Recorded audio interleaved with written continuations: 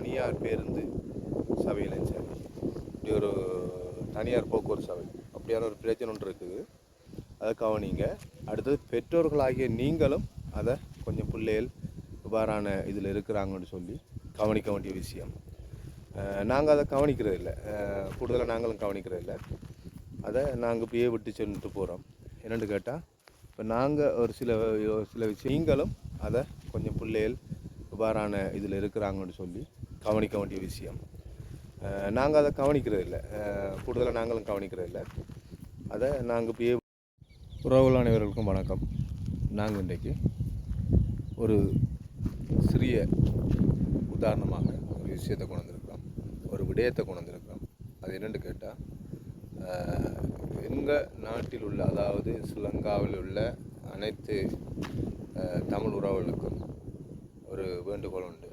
என்னென்னு கேட்டால், எங்கட மாவட்டத்திலேயோ இல்லாட்டி வேறு மாவட்டத்திலேயோ இருக்கின்ற மாணவர்களது பாதுகாப்பு முறை ஆகினால இந்த நாங்கள் போக்குவரத்துக்காக வேண்டிய பஸ்ஸில் போகக்குள்ள இந்த மாணவர்கள் என்ன செய்வாருன்னு சொன்னால், கிட்டத்தட்ட நாங்கள் போகிற பஸ்ஸில் பார்த்த மாதிரி இருந்தால் மாணவர்கள் பஸ்ஸில் ஏறி கொண்டு வருவாங்க.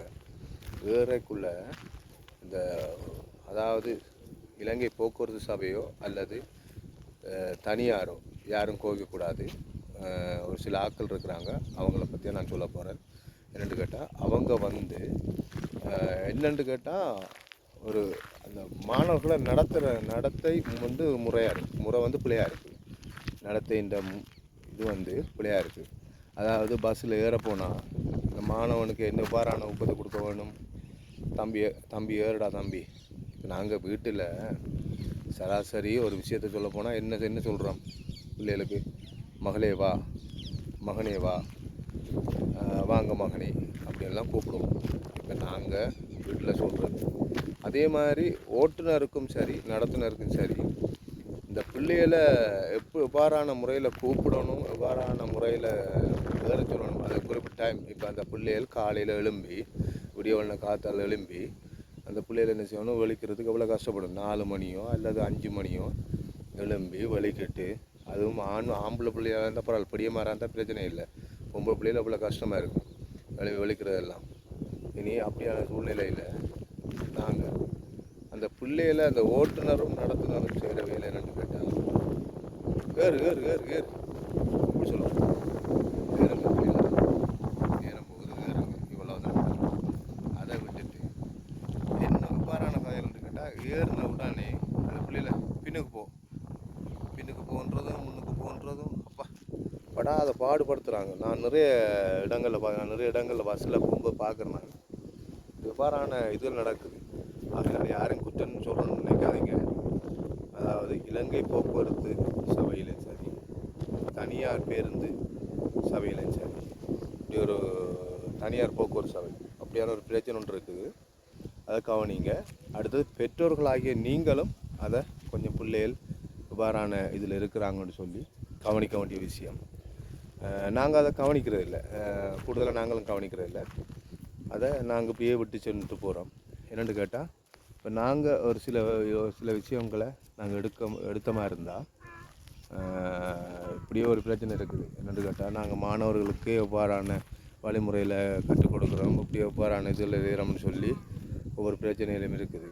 அதனால் மாணவர்களின் நலன் கருதி நான் சொல்லப்படுகின்ற கருத்தாக இது. யாரும் கோவிக்க வேண்டிய அவசியம் இல்லை, கோவிக்கவும் கூடாது. என்னென்னு கேட்டால், நாங்கள் எவ்வாறான முறையில் இருக்கிறோமோ அதே மாதிரி தான் அந்த மாணவர்கள் வருங்காலத்தில் இருப்பாங்க. இந்த மாணவர்கள் இருக்கிற சூழ்நிலை என்னென்னு கேட்டால், இப்போ இருக்கிற சூழ்நிலையில் எங்களோட தமிழ் ஏரியாவில், தமிழ் மாவட்டங்களில் இருக்கிற அந்த பிள்ளைகள் கூடுதலான அந்த கற்பிக்கிற முறையில் கொஞ்சம் அதை கற்கிற முறையில் கொஞ்சம் கஷ்டமாக இருக்குது.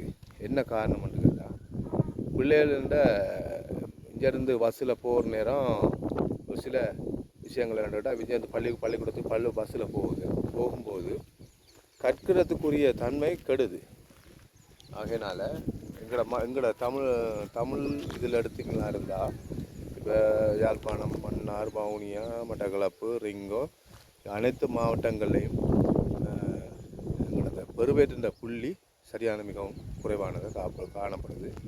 என்னென்னு கேட்டால் பிள்ளைகள் வந்து சரியான முறையில் பாடத்தை கற்பிக்கிறதுக்கு கொஞ்சம் தயாராக இல்லை அப்படியான இருக்குது. மாணவர்கள் நீங்களும் கவனத்துக்கு எடுத்துக்கொள்ளணும். என்னென்னு கேட்டால் நீங்களும் இது செய்தால் தான் முன்னேற முடியும். ஆகையினால் கவனத்துக்கு கொள்ளுங்கள். ரைட், நாங்கள் அந்த விஷயத்தை மாணவர்கள் சம்மந்தப்பட்டதில் அவங்க ஏற்றுக்கொள்வாங்க. அதை இதில் கோபதாபங்கள் ஒன்றும் இல்லை. இந்த பஸ்ஸில் போக்குவரத்து செய்கிறார்கள் என்னென்னு கேட்டால் பிள்ளைகளுக்கு கொஞ்சம் நல்லதாக கதைங்க.